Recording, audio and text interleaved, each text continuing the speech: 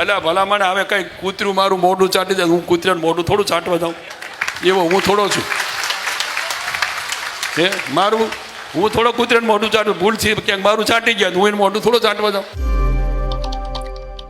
છેલ્લા ઘણા સમયથી ગુજરાતનું રાજકારણ ગરમાયું છે. આપણે જોયું હતું કે કુંવરજી બાવળિયાનું એક નિવેદન સામે આવ્યું હતું અને એ જ નિવેદનને કારણે ક્યાંક ને ક્યાંક લોકોમાં રોષ જોવા મળ્યો છે અને ખાસ કરીને હવે એ નિવેદનના ક્યાંક પડઘા પણ પડી રહ્યા છે. અત્યારે હાલ મારી સાથે કોળી સમાજના આગેવાન જોડાયા છે અશોકભાઈની સાથે સીધી જ વાતચીત કરવી છે કુંવરજી બાવળિયાના નિવેદનને લઈને. અશોકભાઈ, સૌથી પહેલા તો કુંવરજી બાવળિયાનું જે નિવેદન સામે આવ્યું હતું એ વિષયને તમે કેવી રીતે જોવો છો ને ખાસ કરીને નિવેદનને લઈને તમારું શું માનવું છે? જી અશોકભાઈ. નમસ્કાર મેડમ. બાવળિયા સાહેબ ખૂબ મોટા માણસ છે, મોટા ગજાના નેતા પણ છે, પરંતુ એને સમગ્ર કોળી સમાજને ટાર્ગેટ કરીને ના ચાલવો જોઈએ. આવડા મોટા નેતા છે, પરંતુ એક વ્યક્તિ બોલી જાય, આવડો મોટો ભાવનગર જિલ્લો છે, સૌરાષ્ટ્રમાં સૌથી વધુ કોળી સમાજ ભાવનગર જિલ્લામાં રહે છે, અને એ જિલ્લાનો કોઈ યુવાન રાજકીય રીતે બોલતો હોય તો સમગ્ર કોળી સમાજને ટાર્ગેટ રાખીને ન બોલાય. એક વ્યક્તિની લડાઈ છે તો એ વ્યક્તિ સાથે લડાઈ કરવી જોઈએ. સમગ્ર કોળી સાથે શું લેવા? સમગ્ર કોળી એનું ક્યાં કઈ બગાડ્યું છે? અમથોય ભાવનગર જિલ્લો રાજકોટ કરતા હબ રહ્યો છે કોળી સમાજ માટે, તો જયારે ભાવનગર જિલ્લાના કોળી સમાજના લોકો રાજકોટમાં કોઈ દિવસ કઈ બોલવા જતા નથી, પરંતુ બાવળિયા સાહેબ છે એ અવારનવાર ભાવનગરને ટીકા કરતા હોય છે. એના લીધે અમે બધા સૌ અત્યારે મેદાનમાં આવ્યા છીએ.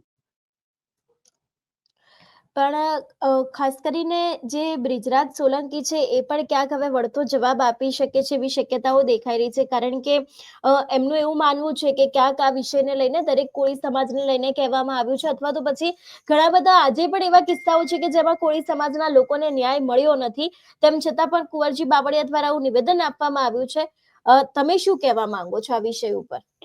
હું એ જ કહું છું કે બાવળિયા સાહેબ છે એ કેબિનેટ મંત્રી છે, બિલકુલ ચાલુ સરકારના કેબિનેટ મંત્રી છે. એમના દ્વારા તો સમાજને પરિણામ મળવું જોઈએ ને. એ સરકારમાં છે, મોટી મોટી વાતો કરે છે, સમાજને પરિણામ મળતું નથી. એ જે હમણાં 2 દિવસ પહેલા વિસ્તારમાંથી એમને જે એલાઉસર કરીને બોલ્યા કે હું જે કરી શકું છું એ કોઈ ન કરી શકે, એ અમે જોયું છે. ઘનશ્યામભાઈની હત્યા વખતે શું થયું અમને ખબર છે. ઘનશ્યામભાઈના હત્યારા વખતે હત્યા થઈ એ સમયે અમારા કોળી સમાજના 100 લોકોથી વધુ, 100 લોકોની આસપાસ એ લોકો જેલમાં ગયા છે. બાવળિયા સાહેબ ક્યાંક ને ક્યાંક સાસુ બોલી જ રહ્યા છે કે હું શું કરી શકું છું તમને ખબર નથી. એમ સાચું જ છે. એ જે બોલ્યા છે ને એવું થયું છે. એવું ક્યાંય મેં નથી જોયું સૌરાષ્ટ્રમાં મારી એટલી ઉંમરની અંદર કે એક સાથે કોળી સમાજના એટલા લોકોને ફ્રીજી થઈ હોય અને ખોટી ફ્રીજી થઈ હોય, એવું નથી બન્યું. બાવળિયા સાહેબ જ્યારથી સમાજનું હેન્ડલ કરી રહ્યા છે ત્યારે પહેલો કિસ્સો બન્યો છે અને એના મત વિસ્તારમાં બન્યો છે, એટલે ક્યાંય ને ક્યાંય સાચું બોલી રહ્યા છે. પણ ક્યાંક ને ક્યાંક આ તો કેવું થાય છે, અત્યાર સુધીનું આજે રાજકારણ જોતા આવ્યા છે એમાં કોઈ નેતાનું નિવેદન સામે આવે, કોઈ બી મંત્રીનું નિવેદન સામે આવે તો એની સામે પડઘા પાડવામાં આવે, લોકો મેદાન આવે છે, પણ પરિસ્થિતિ એ પછી જેવી હતી એવી જ થઈ જાય છે. જે ન્યાય છે એના માટે તો લોકો તેમ છતાં પણ જંગતા જ હોય છે કે અમને લોકોને આજે ન્યાય મળે, કાલે ન્યાય મળે. પણ હવે તમે લોકો એવું શું કરશો? નિવેદન સામે આવી ગયું, પ્રતિપ્રહાર શરૂ થઈ ગયા છે, ક્યાંક ને ક્યાંક કોળી સમાજ ભેગો પણ થઈ રહ્યો છે, પણ આગામી દિવસોમાં તમારા લોકો દ્વારા શું કરવામાં આવશે? જી અશોકભાઈ.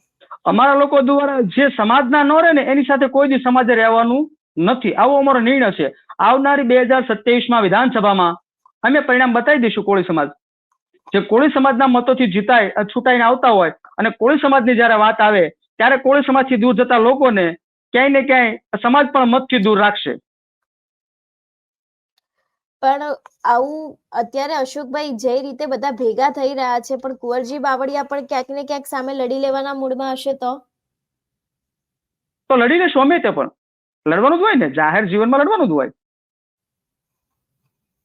અશોકભાઈ, તો હવે આગળ તમે કહી રહ્યા છો, પણ આ તો વાત 2027ની થી. હજી 2027ને તો ઘણી વાર છે, લગભગ 2.5 વર્ષ જેટલી વાર છે, પણ એની પહેલા શું કરવામાં આવશે? હું અત્યારના સમયની વાત કરું છું કે કોળી સમાજના ઘણા બધા લોકો એવા છે જે લોકો હજી પણ ન્યાય માટે ઝંખે છે. ઘનશ્યામ રાજપરાનો કેસ તો આપણી સામે જ છે, વિછિયામાં જે થયું હતું એના પછી પણ ઘણા બધા એવા કિસ્સાઓ આવ્યા કે જેમાં આવી નિવેદનબાજી કરવામાં આવી. ક્યાંક ને ક્યાંક મંત્રી હોય છે, કુંવરજી બાવળિયાનું જે ઉદાહરણ લઈ લે, એ કહેતા હોય છે કે હું કરાવડાવી દઈશ, થઈ જશે આ તે, પણ જે સુવિધા છે એ લોકોના જે સ્થાનિક પ્રશ્નો છે હજી પણ પત્તા તો નથી જ. અત્યારે તમારા લોકો દ્વારા શું કરવામાં આવશે? વાત 2027ની તો ઘણી દૂર છે. અમારી પાસે સત્તા છે નહીં. અમે કોળી સમાજ ખંભેથી ખંભો મિલાવી અને થશે એટલા પ્રયત્નો થશે એટલી મહેનતથી અમે સમાજની સાથે ઉભા રહેવાના છીએ. વાત કરીએ તો જે સત્તામાં હોય, જે મંત્રી પદ ભોગવતા હોય, જે સત્તામાં એ લોકોએ કરવાનું હોય છે. અમે તો બિન સત્તાધારી છીએ, કોળી સમાજનું સંગઠન લઈને નીકળ્યા છીએ. તો કોળી સમાજને તો જે કામ થવાનું હોય એ કરવાનું હોય છે. સત્તાવાળા લોકોએ કરવું જોઈએ. અમારા ભાવનગર જિલ્લામાં તમે જુઓ તો અમારા ભાવનગર જિલ્લામાં એવો પડતર પ્રશ્ન કોઈ પડ્યા નથી રહેતા. અમારે પરસોત્તમભાઈ છે, કોળી સમાજના દિગ્ગજ નેતા છે, અને એ દિગ્ગજ નેતા અમારા ભાવનગર જિલ્લાના આવો કોઈ પ્રશ્ન બનવા નથી દેતા. એ બેડમાં હુતા કોલ કરીને પ્રશ્ન સોલ્વ કરે છે. એટલે અમે સૌરાષ્ટ્રનો સાવજ કહીએ છીએ. પરસોત્તમભાઈ છે અમારા જ્ઞાતિના છે, હું તો કોંગ્રેસનો આગેવાન છું, પરસોત્તમભાઈ બીજેપીમાં છે. છતાંય સત્ય કેવું છે સમાજ માટે એમાં મને કઈ ડરપોક હોય નહીં. સત્ય વાત મારે કરવી જોઈએ. પણ અશોકભાઈ, ક્યાંક આમાં પછી એવું પણ થાય છે, મેં આની પહેલા ઘણા બધા એવા ઉદાહરણ જોયા છે કે જે લોકો પહેલાના કેસ માટે લડતા હતા એ લોકો કોઈક ને કોઈક પાર્ટી સાથે જોડાઈ જાય છે.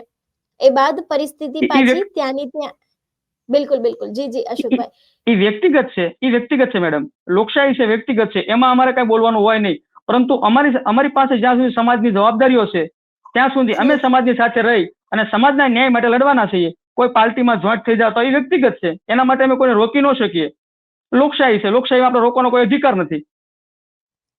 અશોકભાઈ, તમે કહ્યું એ પ્રમાણે તમે કોંગ્રેસના આગેવાન છો, એટલે કે કોંગ્રેસ સાથે જોડાયેલો છો ક્યાંક ને ક્યાંક.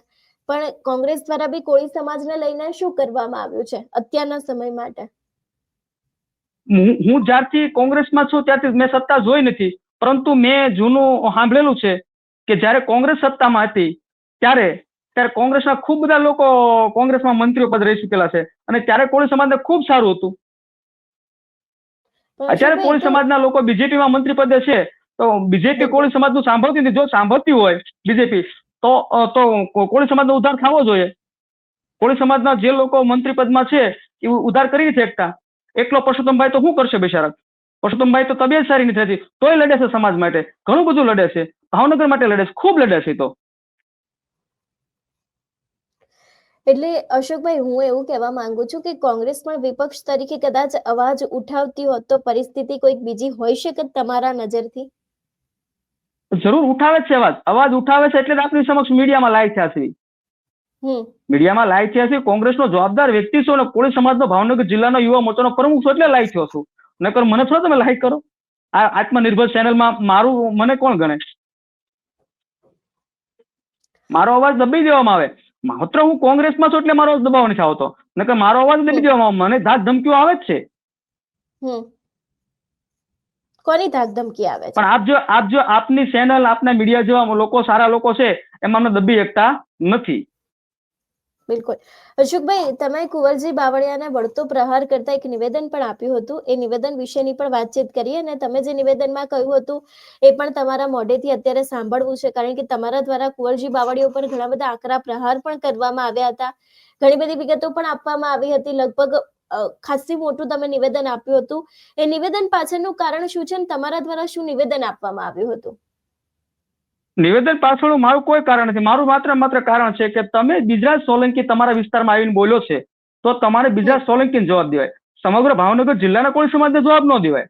સમગ્ર ભાવનગર જિલ્લાનો કોળી સમાજ તમારી સામે ક્યાં બોલ્યો છે? બોલ્યો છો તો માત્ર બિજરાજ સોલંકી બોલ્યો છે, તો બિજરાજ સોલંકીને જવાબ દેવો છે. બિજરાજ સોલંકી જે બોલ્યો છે, મારું માનવું છે ત્યાં સુધી કે એના પાર્ટીના મંચમાંથી બોલ્યો છે. તો બાવળિયા સાહેબ તો કોળી સમાજના એક કાર્યક્રમમાંથી બોલ્યા છે. એને બોલું છું બીજેપીના મંચમાંથી બોલું છું, એને પાર્ટીના મંચમાંથી બોલવું હતું. બિજરાજ બોલ્યો છે પાર્ટીના મંચમાંથી બોલ્યો છે. બાવળિયા સાહેબ બોલ્યા છે એ તો કોળી સમાજના મંચમાંથી બોલ્યા છે. તમારો વળતો પ્રહાર કે વળતો જવાબ દેવો જોઈએ તો તમારા ભાજપના મંચમાંથી બોલવું જોઈએ, કોળી સમાજના મંચમાંથી જ ન બોલાય. પણ આ તો અશોકભાઈ, ક્યાંક ને ક્યાંક અંદરો અંદરના ડખા વધી નહીં જાય આ બધા એકબીજા ઉપર જે નિવેદનો આપી રહ્યા છે એના ઉપરથી? ના, સત્ય બોલવામાં કોઈ રોકી જ ન શકે. તો ગાંધીનું ગુજરાત છે, આ ગોડસેનું ગુજરાત થોડું છે. બિલકુલ, તમારી વાત 100% સાચી. મારું કહેવું એવું છે ને, મારો સવાલ એ છે કે કુંવરજી બાવળિયાએ નિવેદન આપ્યું, એની સામે અત્યારે હાલ ધીરે ધીરે લોકો બોલી રહ્યા છે. ખૂબ સારી વાત છે, સત્ય છે એને કહ્યું છે. તમારા આક્ષેપો મુજબ કદાચ એ સત્ય હોઈ શકે છે. કુંવરજી બાવળિયાનું જે નિવેદન આપ્યું એ એમના દ્વારા આપવામાં આવ્યું છે, પરંતુ આમાં ક્યાંક કોળી સમાજ પીસાશે નહીં આગામી દિવસોમાં? ના, બિલકુલ નહીં.